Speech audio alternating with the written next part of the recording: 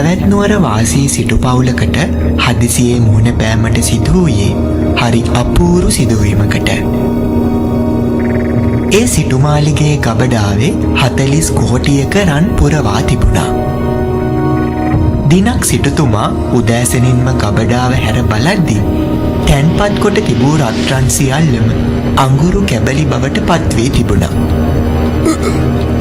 එයින් කම්පාවට පත් සිටුතුමා සිහිසුන්ම ඇද වැටුණා. භෝජනයන් ප්‍රතික්ෂේප කළා.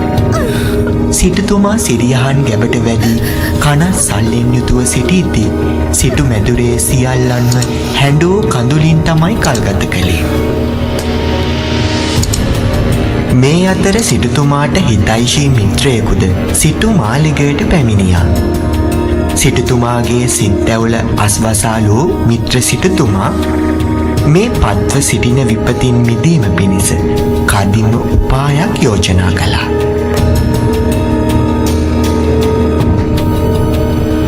මිත්‍ර සිටුතුමා කිව් පරිද්දෙන්ම ඒ අඟුරු ගොඩ ගැල්වල පටවගෙන නගරේ සල් පිලට රැගෙන ගියා. අඟුරු ගොඩ ගසාගෙන වෙළඳාම් කරන්නට පටන් ගත්තා.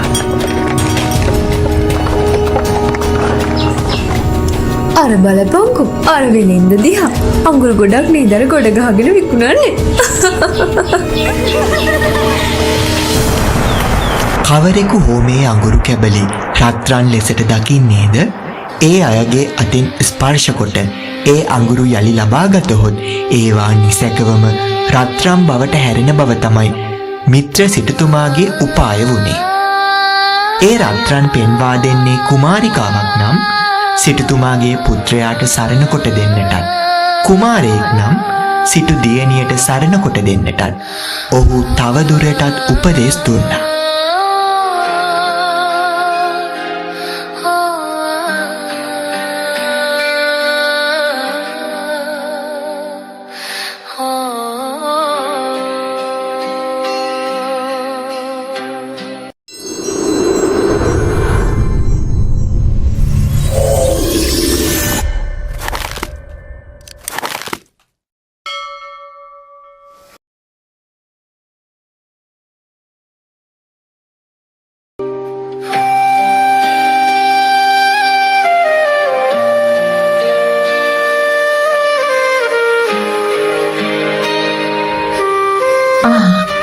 මාමණ්ඩියනේ නුඹලා හරි අපූරු වෙලෙන්දු නොවෑ.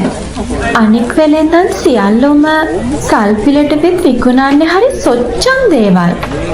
නමුත් මන්ද නුඹ විතරක් මේසා වටින රත්තරන් කාසිවලට දෙන්නේ? රත්තරන්? කොහේ ඇති රත්තරන්ද දුව? මේ තියෙන රත්තරන් ගොඩක් නෙවෙයි මාමණ්ඩි. නුඹට හැකි දෙනම් ඒ රත්රන් ස්පර්ශ කොට පෙන්වන්නට අපට. මේ දුටුවේද? මේ රන් වලින් දිස්නි ගහන අපූර්ව. අඩු කුලේ වුණත් සැබෑවටම පින්වන්ත ස්ත්‍රියක් දුවේ නුඹ නම් මා කෙලෙසින්ද නුඹට ඇමතිය යුත්තේ? මගේ නම ගෞතමී. කෘෂ වෙච්ච සිරුර නිසා හැමෝම මට කියන්නේ කෘෂ ගෞතමී. ඒ නිසා කවුරුත් මාව දන්නේ කිසා ගෞතමී කියලා. ඉතින් කිසා ගෞතමී ඇගේ දෝතින් අඟුරු ගනිද්දී ඒ සියල්ලම රත්රන් බවට පත් වුණා. සිටුතුමා එයින් විශ්මයටත් බොහෝ සතුටටත් පත්වී කිසා ගෞතමිය ගැන වගතුග සොයා බැලුවා. ඇය තවමත් අස්වාමික බැවින් තම සිටු පුත්‍රයාට සරණ පාවා දුන්නා. ඉදින් මේ සරණ බන්ධනයෙන් ඒ සියලු රන් රුවන් වල අධිපතිභාවය ඇයට හිමි වූවා. කලක් ගත වෙත්ම කිසා ගෞතමිය සිටු පුතු නිසා ගැප් ගත්තා. සිටු මැදුර පුරා කිරි සිනහ පතුරවමින් ඈ පියකරු හුරතල් පුත්‍රවණක් බිහි කළා. මව් සෙනෙහසින් තෙමී ගිය ඈ ලොව සෑම කෙනෙකුටත් වඩා තම දරුවාට අතිමහත් ලෙස ඇලුම් කළා. පුත්‍ර ස්නේහයෙන් ඇගේ මුළු ජීවිතයම පිරී ඉතිරී ගියා. නමුත් හදිසියේ සිදු වූයේ කිසිවකටත් සිතාගත නොහැකි දෙයක්. හදිසියේ වැළඳුණු රෝගාබාධයක් උත්සන්න වීම නිසා ඒ සිඟිති දරුවා කලුරිය කළා. සිහිනෙකදු නොසිතූ මේ සිදුවීම ඇගේ ජීවිතය දෙදරා යෑමට හේතු වුණා. දරුවා මියගිය බැව් පිළිගන්නට ඇය කිසිසේත්ම කැමති වූයේ නැහැ. අනේ මගේ රත්තරන් පුතේ, නැගිටින්න මගේ පණ. නැගිටින්න. අම්මත් එක්ක කවටකම් කරා. දැන් හොඳටම ඇති මගේ පුතේ. ඇයි මගේ දෙයියෝ ඔයා අම්මට මේ තරම් රිද්දවන්නේ? අම්මා තින් මගේ මැනිකට වරදක් වුණාද? මගේ පුතේ කුසගිනි දැනෙන්නේ නැද්ද ඔබට? ඇයි මේ කිසිවක් නොහැඟෙන ලෙසට සිටින්නේ? දැන් හොඳටම ඇති. නැගිටින්න. නැගිටින්න මගේ පුතේ. බලන්න මගේ පපුවෙන් වැස්සෙන කිරිනේ. ඔබට කුසගිනි දැනෙනව නේද? ඇති තරම් කුස පිරෙන තාක් කිරි බොන්න මගේ පුතේ. කුසගිනි නැති නිසාම ඔබේ ගත සීතල වෙලා.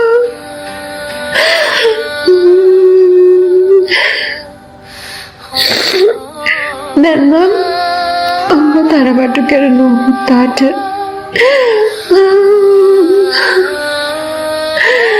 ඇයි ඔබ නක්කී කරුනේ තරම්?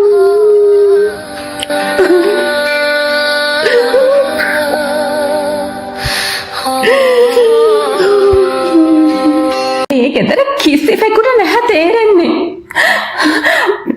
දරුවා හොඳටම කිලන් වෙලා සිටින්නේ.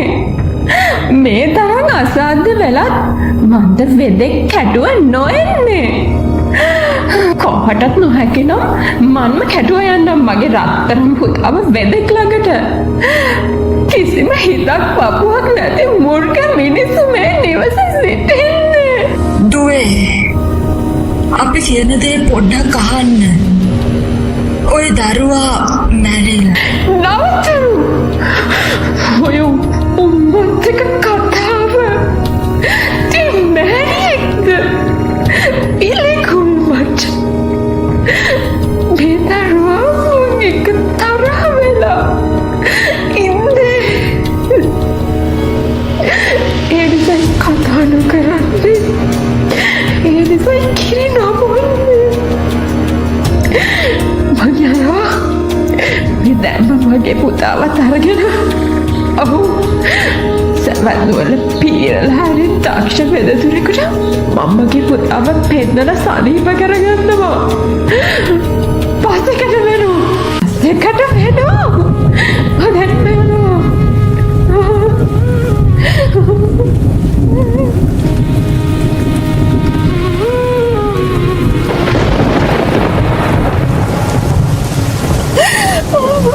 ගෞතමී ඇයි ඔබ මේ ස්පනා අපිට පෙරණ යථාර්ථය තේරුම් නොගන්නේ? ගෞතමී, නවතින්න ගෞතමී.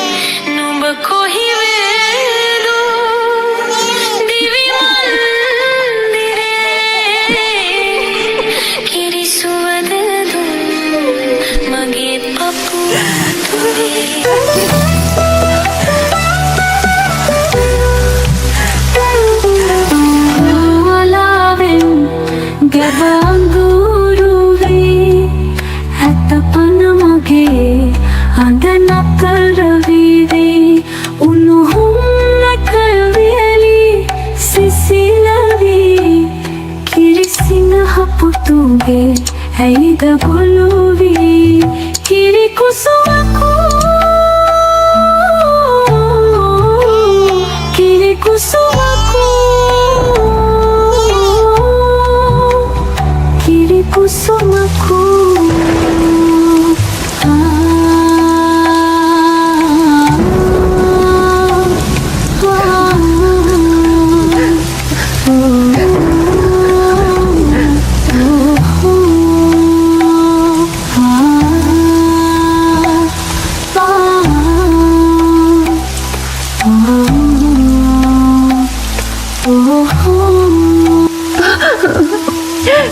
ඔබට හැකිද මගේ දරුවා සුවපත් කරන්න?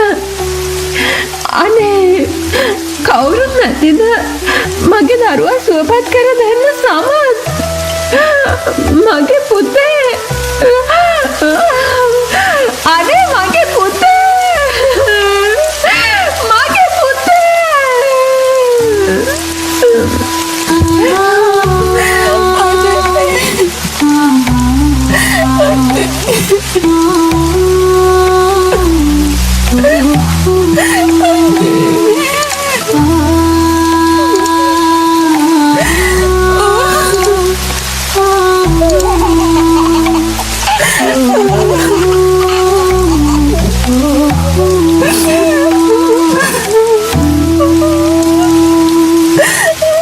දුවේ ඔය දරුවා සුවපත් කිරීමට සමත් ඖෂධය ඇති එකම වෛද්‍යවරයා අන්න දෙව්රම් වෙහෙරේ වැඩ සිටිනවා. උන්වහන්සේටම පමණයි ඔය දුක් රෝග ගින්න නිවාලිය හැක්කේ. පියාණනේ සත්‍යයක් ඔබ පවසන්නේ භාග්‍යවතුන් වහන්සේට හැකිද මගේ පුතා සුවපත් කරන්න? අනේ ඔබට නායක ඇතිමා දැන් යනවා භාග්‍යවතුන් වහන්සේ සාගෙන. දැන් හුඟා ක්‍රෑබෝ වෙලා වන මැද සතා සර්පය ඇති හොරු මංකොල්ල කාරයොත් ඇති වරුසාව අහවර වෙනකල් මේ අම්බලම නැදී සිට හිරු උදාවෙත්ම පිටත් යන් දුවේ.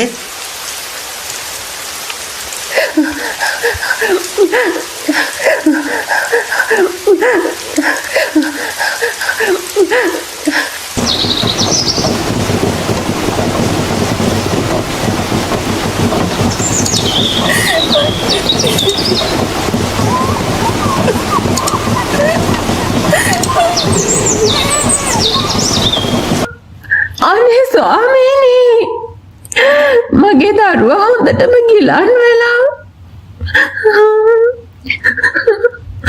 භාග්‍යවතුන් වහන්සේට පමණයි මගේ පුතාව සුවපත් කර හැක්කේ.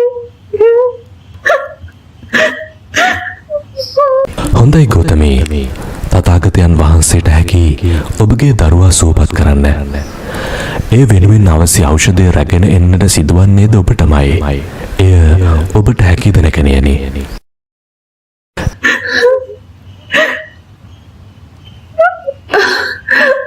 එසේනම් ගෞතමී, ඔබට හැකිද අබමිටක් සොයාගෙන පැමිණෙන්නට? අබමිටක්? සිටින්න මේ දැන්ම මා අබමිටක් රැගෙන වහා පැමිණෙන්නම්. නමුත් නැකණියනි, ඔබ අබමිට ගෙනා යුත්තේ කිසිවෙකුත් නොමලගේ කෙනුයි. කිසියම් වූ ගෘහයක මෑණියන් වේවා, පියාණන් වේවා, දරුවෙකු වේවා, ඥාතියෙකු වේවා, කවරෙකු හෝ මියගොස් සිටියොත් ඒ අබවලින් නැති පළක් නැහැ. කවරෙකු නොමලගේකින් අබමිටක්?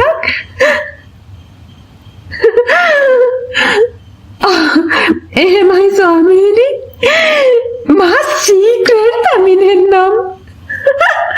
සිටින්න.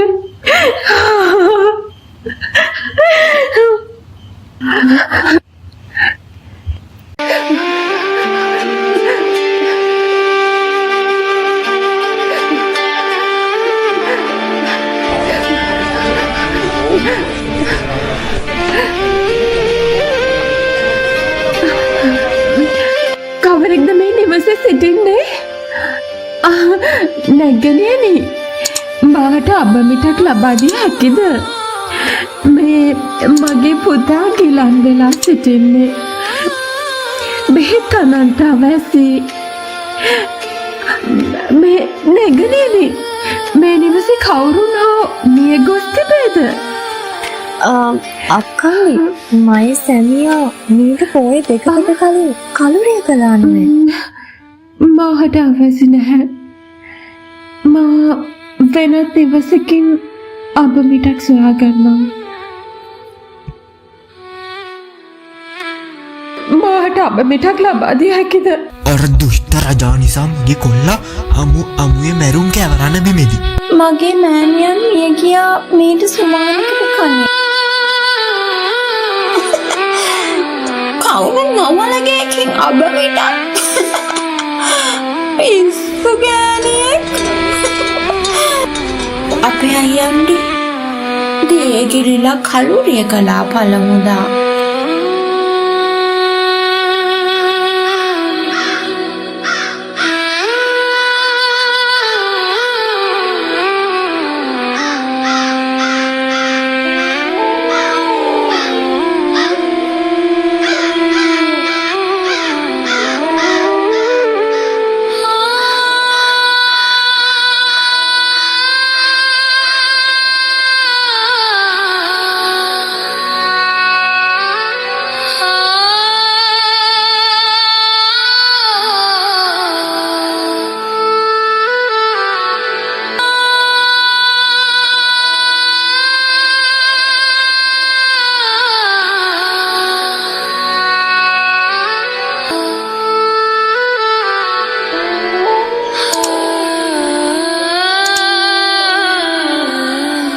දරුවාගේ මෘත ශරීරය අමුසොහොනේ දමා බුදුහිමියන් සොයා ඈ පෙරලා දෙවුරමට ගියා. මෙලව උපන් කාහටත් පොදු ධර්මතාවය නම් මරණය බැව් කිසා ගෝතමියට වැටහි ගියා. ඒ මොහොතේදී අපගේ භාග්‍යවතුන් වහන්සේ කිසා ගෝතමිය අරඹයා මේ දහම් පරියාය වදාලා. නොත් ගෞතමියනේ පුත්‍රයන් නිසාත් ගව මහිෂාදී සත්වයන් නිසාත් රන් රිදී වස්තු ආදීහිත් ඇලුණු සිත් ඇති පංචකාමෙහි සතුටු වී මත් වී සිටින මිනිසා නිදිගත් ගමක් සැඩ පහරට හසු වී මහා මුහුදට ඇදගෙන යන්නක් මෙන් මාරතෙමේ තම වසඟයට ගෙන යන්නේය. ඒ දහම් පරියාය ශ්‍රවණය අවසානයේ ඈ උතුම් සෝතාපන්න භවෙහි පිහිටියා. ගෞතම බුදුසසුනේ සනාතන රැකවරණය ලැබීම පිණිස භික්ෂුණියක වේ සසුන්ගත වන්නට ඇය බුදුහිමියන්ගෙන් අවසර ඉල්ලා සිටියා. ඇය භික්ෂුණී ආරාමයකට ගොස් සියලු ගිහි බන්ධන බිඳ දමමින් උතුම් පැවිදි උපසම්පදාව ලබා ගත්තා. කිසා ගෝතමී ස්ථවිරාව නමින් කා අතරත් ප්‍රකට වූවා. දිනක් කිසා ගෝතමී භික්ෂුණීන් වහන්සේ පොහොය ගෙට ගොස් තෙල් පහනක් දල්වමින් සිටියදී ඒ දැල්වෙන පහන් සිල දෙස බලා සිට මෙලෙස මෙනෙහි කරන්නට පටන් ගත්තා. මේ ජීවිතයත් දැල්වෙන පහන් සිල වගේ. මේ ඇස කන නාසය ආදී පසිඳුරන් හරියට මේ පහන් සිල වගේම කොයි වෙලෙත් සෙලවි පවතින්නේ. මොහොතින් මොහොත වෙනස් වීමේ ධර්මතාවයට නතු වෙමිනුයි පවතින්නේ. ඉපදුනා වූ සියලු සත්වයෝම මරණය වැළඳ ගනිති. මේ පරිද්දෙන් ඉපිද මැරි සංසාර වටය තුල ගමන් කරන්නෝය. නමුත් නිවනට පැමිණියෝ නම් එසේ නොවන්නාහ. පින්වත් ගෞතමී භික්ෂුණියනි, එය එසේමයි. මේ සියලු සත්වයෝ පහන් දැල්ලසේ ඉපදී බිඳී යති. නිවන සාක්ෂාත් කළේ වේද එසේ නොයිපදෙති, ඩොබිදෙති. ස්ථිර වූ නම් ඕමය. නිවුණු තැන්හි නොවෙනස් වන්නෝය, සංසිඳී කියෝය. යෝචේවස්ස සතං ජීවේ අපස්සං අමතං පදං ඒකං ජීවිතං සේයෝ පස්සතු අමතං පදං සිය කවුරුදු ගෙවා දෙමුවද අමානිවනක් නොදුටු දිවී පලක් නැහැමයි එය කෙනෙක් හට හේන් නැතිවෙන සිතක් නම් නැත ගෙවයි නම් ලොව එකම දවසක් පසක් කොටේ අමානිවනම උතුම්මයි ඒ ගෙවෙන දවස සිතක් සැලසෙනවායි. ඒ දෙසුම අවසානයේ ඈත් සකල ක්ලේශයන් නසා උතුම් අරහත් භාවය සාක්ෂාත් කොට වදාලා.